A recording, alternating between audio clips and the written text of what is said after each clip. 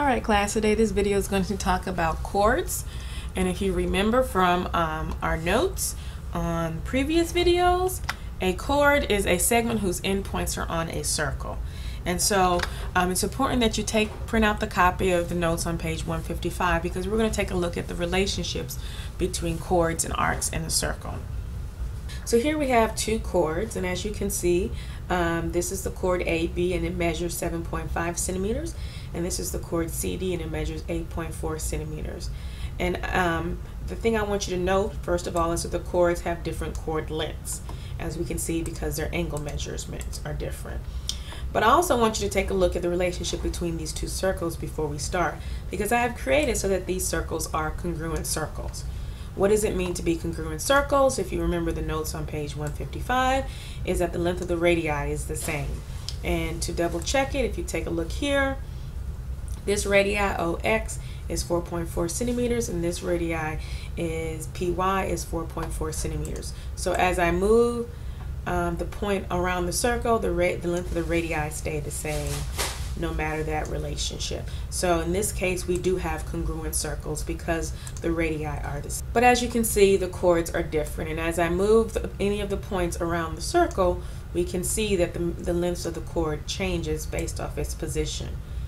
Okay, but I also want to point out is that let's look at the relationship between the chord and the arc that it produces. As you can see, the longer the chord, the longer the arc, until a certain point, till we no longer have a major arc, till we have a minor arc, and that changes vice versa. So what we want to take a look at is what's the relationship between these chords and the measurements of the arc. So let's take a look at the measurement of the arcs. As you can see, that not only do we have different chord lengths, but we also have different arc measures. And as I change the length of the chord, or the position of the chord, so does the arc measurements change, and vice versa. So these chords are not congruent because their arc measures are also different. But let's take a look at what they need to be so that the chord lengths are the same. So now I have to remove this information because, as you can see here, the arc measures are now the same, and so are the chord lengths are the same. So here's the relationship between the two. Is if we have the same arc lengths, then that means we have the same angle measurements. And there's a relationship that holds. And once I change the arc measurements of one, then no longer are the chords the same. So that's one relationship on page 155 we will fill in. So in the same circle, or in congruent circles, two minor arcs are congruent if and only if their corresponding arcs are congruent. So that means A and B, arc AB is congruent to arc CD if and only if AB, the length of the chord, is congruent to AB, the chord is congruent to the chord CD, or the lengths are the same. Now let's take a look at Theorem 10.4 and 10.5, which are pretty much the same, that are talking about one chord being a perpendicular bisector of another chord. So let's take a look at chords that are perpendicular bisectors of other. So over here we have two chords QS and chord RT. And as you can see, they're chords because their endpoints are on the circle. But let's see what happens, even though they intersect one another, let's see what happens when one becomes a bisector of the other. Remember, to bisect means to cut it to two congruent pieces. So let's see, let me move this so that one bisects the other.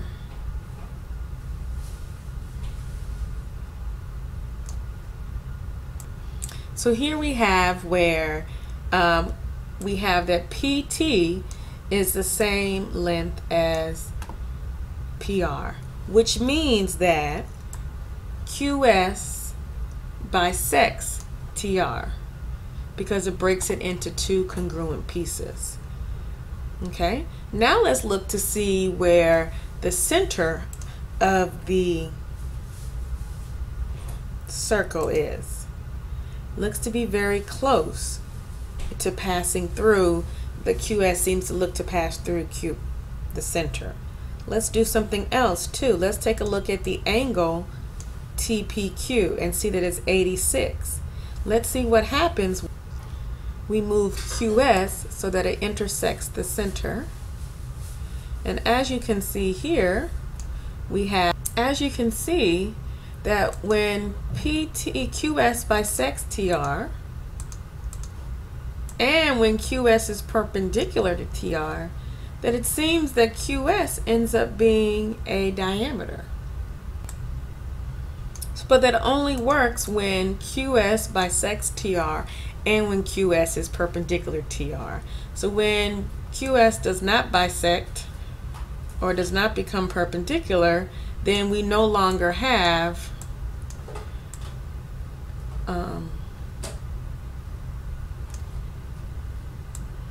then we can no longer say that QS is a diameter, even though we may have either one or the other.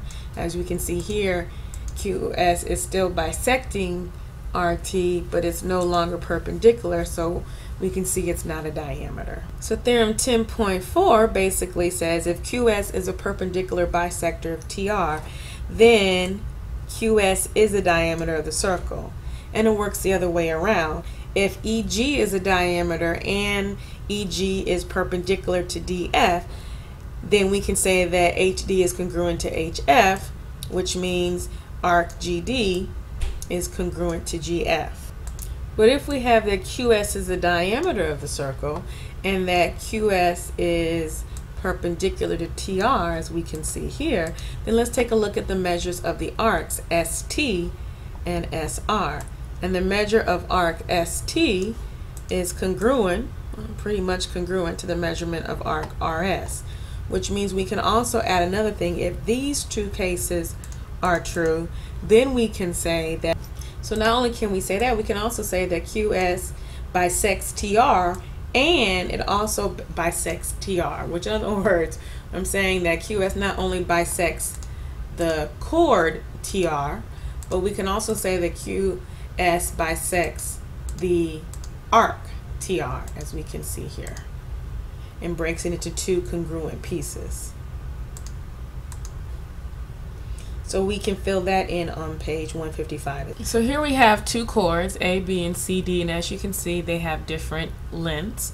But what do I need to do so that they have the same length? And we talked about in the previous video making their arc measures the same.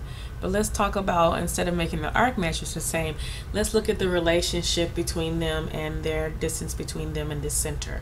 So the distance between the center and AB is calculated as 3.2, and in this case the distance between the center and CD is calculated as 3.3. So different arc lengths mean different distances from the center. But I want to point out that perpendicular distance is the shortest distance. So let's take a perpendicular line and measure the distance between the center and a point, the perpendicular distance between the center and a point on the line at the perpendicular angle. And as we can see here, if we want to make these two arc lengths the exact same, let's try and make their distances from the center, their perpendicular distances to the chord, the same length. So I'm going to actually move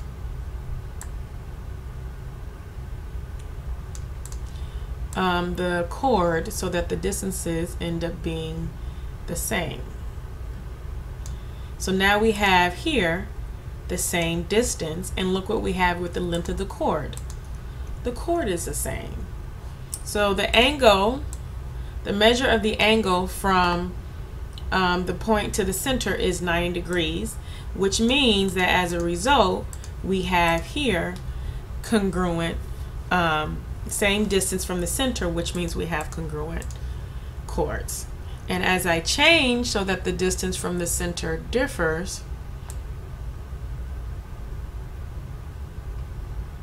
as you can see here, the distance is different, and so is the arc, so is the chord length. Brings us to the last theorem that says in a same circle or in congruent circles, two chords are congruent if and only if they are equidistant from the center. So in if chord AB is the same length as chord CD, then that means that they're congruent because the distance from E to F is the same as the distance from E to G. So let's take a look at example checkpoint on page 265 in the note-taking guides. And for those of you who don't have it, I printed out on page 154. And here it says if the measure of arc TV is 121, then what is the measure of arc RS? Well, let's take a look. What we do see is that the chords ST measures 6 and the chord TV measures 6 as well. So that means that these two chords are congruent because their lengths are the same. So that means the chords are congruent. And if the chords are congruent, then their arc measures are congruent because of the definition from Theorem 10.3. So that means that their arc of RS has to be the same as the arc of TV as far as the measurement, and that's why we can say it's equal to 121. Last example is they want us to find the measurements of arcs CB, BE, and CE. One of the things that you can tell from the drawing is that number one, that we have that BD is a diameter because it's a chord that goes through the center of the circle, and because it intersects chord CE at a right angle, then we can say that it not only bisects CE, the chord CE, but it also bisects the arc EBC. And if it bisects the arc EBC, then that means that this chord is congruent to this, this arc is congruent to this arc, which means 4x is equal to 80 minus x. And using algebra, we see that 5x is equal to 80, x is equal to 16. So since x is equal to 16, then we can go ahead and plug it in so that we see. So we can see here that arc BC is equal to 64 degrees, arc BE is equal to 64 degrees, and arc CE, which is equal to arc BC plus BE, is equal to 128 degrees. And that's